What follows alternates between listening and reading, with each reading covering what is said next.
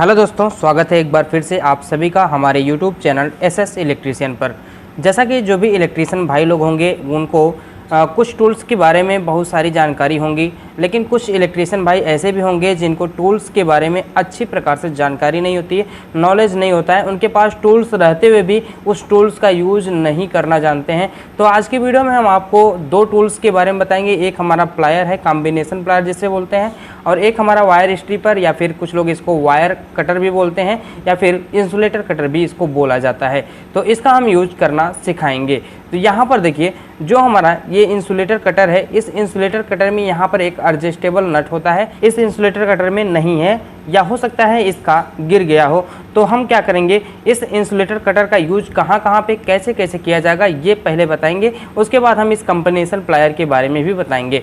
यहाँ पर देखिए, जो हमारा इंसुलेटर कटर है, इंसुलेटर कटर में यहाँ पर एक एडजस्टेबल नट होता है। उस एडजस्टेबल नट के द्वारा उसको एडजस्ट कर देते हैं। जब हम एडजस्ट कर देते हैं तो यहाँ पर जो इसका मुंह खुलता है वो थोड़ा सा इस तरह से खुलता है ताकि यहाँ पर बीच में वायर के फंसाने की जगह बची रहे और यहाँ से हम आसानी से वायर को छील सकें। सबसे पहले मैं आपको यहाँ पर इस पॉइंट के बारे में बता दूँ।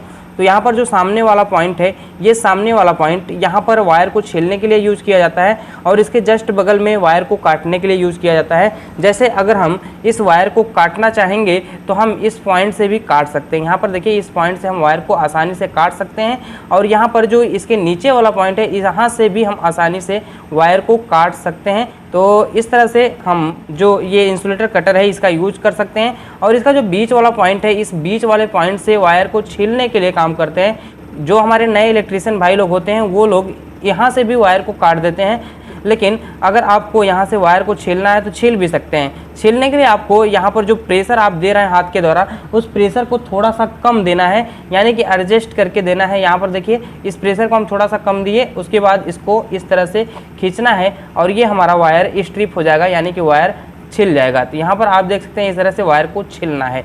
यानी कि यहाँ पर जो अगले तीनों पॉइंट हैं इसके बारे में आप जान गए होंगे। जो बिल्कुल फ्रंट वाला पॉइंट है, यहाँ से हम वायर को काट सकते हैं इस तरह से, और जो इसके नीचे वाला पॉइंट है यहाँ से भी हम वायर को कट कर सकते हैं, और जो यहाँ पर बीच वाला पॉइंट है, इस बीच वाले पॉइंट से भी वायर कट भी कर सकते हैं और साथ ही साथ इसके द्वारा स्ट्रिप भी कर सकते हैं, मतलब छील भी सकते हैं। वो आपको एडजस्ट करना पड़ेगा कि कितना हम उसको दबाएं कि हमारा जो वायर है वो छिल जाए। तो यहाँ पर आप देख सकते हैं प्रॉपर तरीके से यहाँ पर होल दिखाई दे रहा है। अभी यहाँ पर एक स्क्रू लगता है, ये वाला स्क्रू यहाँ का गिर गया है, तो हम एक एग्जांपल के तौर पे आपको यहाँ पर एक स्क्रू लगा के समझा देते हैं। तो यहाँ पर देखिए, एक हमारे पास स्क्रू है। अगर हम यहाँ पर ये जो नट बोल्ट यहाँ पर लगा रहता है, उस नट बोल्ट को हम ढीला करके थोड़ा सा सरका के इस साइड में कर लें और उसके बाद हम वायर को छीलने की कोशिश करें, तो यहाँ पर देखिए, ये जो हमारा कटर है ये पूरी तरह से दब नहीं रहा है। यहाँ पर आप देख सकते हैं ये पूरी तरह से दब नहीं रहा है, यहाँ पर बीच में थोड़ा सा होल रह जा रहा है। तो अगर आपको इतना मोटा वायर छीलना है तो आप इस स्क्रू को यहाँ पर एडजस्ट कर सकते हैं। अब ये जो हमारा कटर है, कटर का जो मुंह है ये पूरा नहीं खुलेगा। चलिए हम यहाँ पर एग्जांपल के तौर पे आपको करके दिखा देते हैं। तो यहाँ पर देखिए, जो हमारा ये एडजस्टेबल नट है, इस एडजस्टेबल नट को हमने यहाँ पर रख लिया है और रख लेने के बाद ये जो वायर है, इस वायर को हम यहाँ पर लगा रहे हैं और इस वायर को यहाँ पर लगाने के बाद हम इसको छीलने की कोशिश करते हैं। तो यहाँ पर देखिए, यहाँ पर ये आसानी से छिला जाएगा और यहाँ पर ये आसानी से देख सकते हैं आप, इस प्रकार से हम वायर को स्ट्रिप कर सकते हैं। तो यहाँ पर जो नट बोल्ट लगता है, जो यहाँ पर एडजस्टेबल नट लगता है, उस एडजस्टेबल नट को आप सरका के आप अपनी आवश्यकता अनुसार इस कटर के मुंह को कम या ज़्यादा कर सकते हैं। अगर आपको वायर सिर्फ छिलना है तो इस एडजस्टेबल को यहाँ पर कर दीजिए, जिससे ये जो हमारा कटर है ये इससे ज़्यादा नहीं दब पाएगा, जिसके द्वारा आप आसानी से वायर को छील सकते हैं। तो यहाँ पर जो एडजस्टेबल नट होता है उसका ये मेन कारण होता है। और साथ ही साथ जो हमारा स्ट्रिपर होता है, स्ट्रिपर के द्वारा आप इतने ही काम को कर सकते हैं, जैसे वायर को काटना और वायर को छीलना, और वायर को बीच वाले पॉइंट से बढ़िया तरीके से छील सकते हैं या काट सकते हैं। आप दोनों ही काम इस पॉइंट से कर सकते हैं। तो इस प्रकार से आपको इस कटर के बारे में जानकारी मिल गई। ये इंसुलेटर कटर है या वायर स्ट्रिपर भी बोल सकते हैं या फिर वायर कटर भी बोल सकते हैं। तो इस वायर स्ट्रिपर के बारे में आपको जानकारी मिल गई होगी। चलिए हम चलते हैं अब प्लायर की तरफ। कॉम्बिनेशन प्लायर का यूज देख लेते हैं। इस कॉम्बिनेशन प्लायर का यूज क्या है। यहाँ पर देखिए, जो इस कॉम्बिनेशन प्लायर के आगे वाला पॉइंट है, यहाँ पर आप देख सकते हैं ये दांतेदार पॉइंट बना हुआ है, आगे वाला पॉइंट। इस आगे वाले पॉइंट का यूज हम कब करते हैं, जैसे मान लीजिए कि कहीं पर कोई मोटा चीज़ दबाना है, जैसे मान लीजिए इस वायर को ही दबाना है, इस वायर को यहाँ पर इसको ऐसे दबाना है तो इस बीच वाले पॉइंट से हम यहाँ पर करके इस वायर को इस तरह से दबा सकते हैं। यहाँ पर हार्ड मटेरियल को दबाने के लिए यहाँ पर ये बना होता है, तो हार्ड मटेरियल को जब हम यहाँ पर दबाएंगे ये फिसलेगा नहीं, क्योंकि यहाँ पर उसी प्रकार से दांतेदार बना हुआ है। तो इस प्रकार से आगे वाले पॉइंट का यूज हम कर सकते हैं।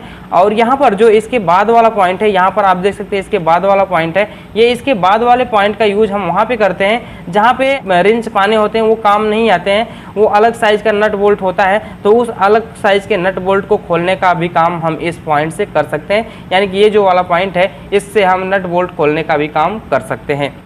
अब इसके आगे वाले पार्ट को समझ लेते हैं। यहाँ पर देखिए जो ये वाला पार्ट है, आगे वाला पार्ट, इस आगे वाले पार्ट से हम किसी भी चीज़ को काट सकते हैं। जैसे किसी वायर को काटना हो तो हम इसको यहाँ से इस तरह से दबा सकते हैं, तो ये हमारा वायर अच्छी तरीके से कट जाएगा। यहाँ पर आप देख सकते हैं ये हमारा वायर काटने के काम में आता है, और इसी के द्वारा थोड़ा सा हल्का दबा के आप वायर को छील भी सकते हैं। तो यहाँ पर देखिए इस तरह से हम इस कॉम्बिनेशन प्लायर का यूज़ करते हैं। यहाँ पर देखिए अगर हम इस वायर को छीलना चाहें तो भी हम इस पॉइंट के द्वारा इस तरह से करके इसको आराम से छील सकते हैं। तो इस तरह से ये हमारा वायर छिल जाता है।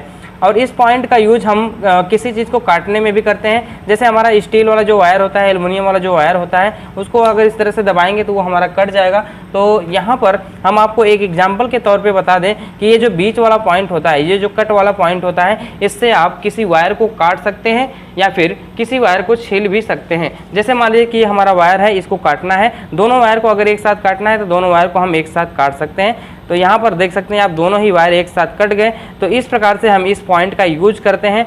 अब हम मेन पॉइंट पे चलते हैं जो हमारा कॉम्बिनेशन प्लायर में, कुछ लोग इसको नहीं जानते होंगे, कुछ लोग जानते होंगे, तो अच्छी बात है। तो यहाँ पर देखिए जो हमारा कॉम्बिनेशन प्लायर है, कॉम्बिनेशन प्लायर का ये वाला पॉइंट किस लिए होता है, इसका यूज कितने लोग जानते हैं, कितने लोग नहीं जानते, कमेंट करके जरूर बताएंगे। ये जो पॉइंट है, इस पॉइंट का यूज क्या है और इस पॉइंट का यूज हम आसानी से कैसे कर सकते हैं। यहाँ पर देखिए जो हमारा ये वाला पॉइंट है, इसको जब हम प्लायर को इस तरह से करते हैं तो यहाँ पर देखिए बीच में एक गैप बन जा रहा है। बीच में गैप बन जाने का मतलब ये है कि इस बीच में कोई वस्तु, कोई या थिंग्स, कोई पतली सी चीज़ें डाल के इसको काटा जा सकता है।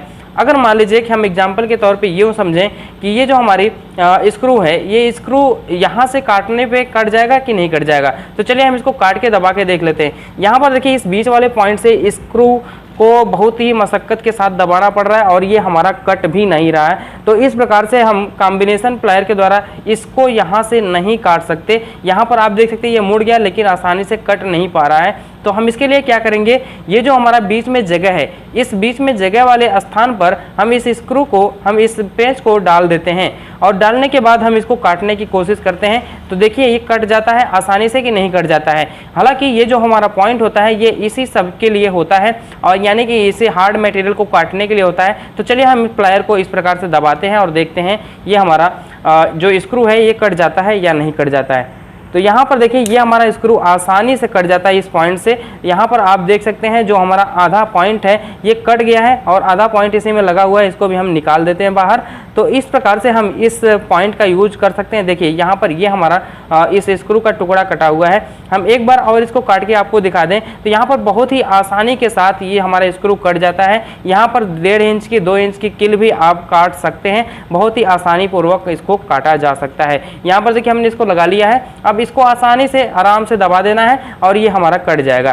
तो यहाँ पर आप देख सकते हैं ये हमारा फिर से कट गया। और इस प्रकार से हम किसी भी स्क्रू को, किसी भी हार्ड मटेरियल को यहाँ से काट सकते हैं। तो आई होप आपको यहाँ पर कॉम्बिनेशन प्लायर का पूरी तरह से यूज समझ में आया होगा। अगर आपको कॉम्बिनेशन प्लायर का पूरी तरह से यूज समझ में आया हो तो कमेंट बॉक्स में कमेंट जरूर कीजिए। चैनल पर नया है तो चैनल को सब्सक्राइब करके बेल आइकन को प्रेस कर दीजिए ताकि आपको आने वाली सभी इंटरेस्टिंग वीडियो का नोटिफिकेशन मिलता रहे। तो अब हम मिलते हैं अगली वीडियो के साथ कुछ और इंटरेस्टिंग टॉपिक के साथ। तब तक के लिए धन्यवाद। जय हिंद।